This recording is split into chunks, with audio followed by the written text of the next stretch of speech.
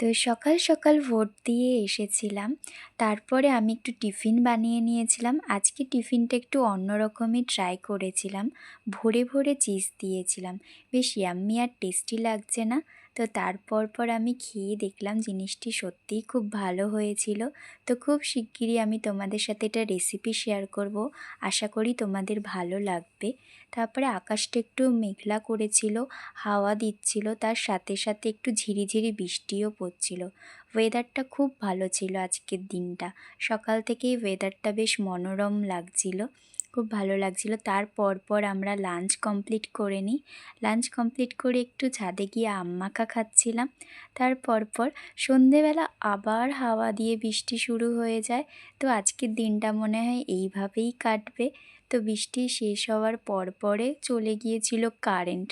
কি করব, আমরা খেতে বসেছিলাম সেই সময় কারেন্টটা যায়। তো মোমবাতি জ্বালিয়ে আমরা সেরে ফেললাম ক্যান্ডেল লাইট ডিনার।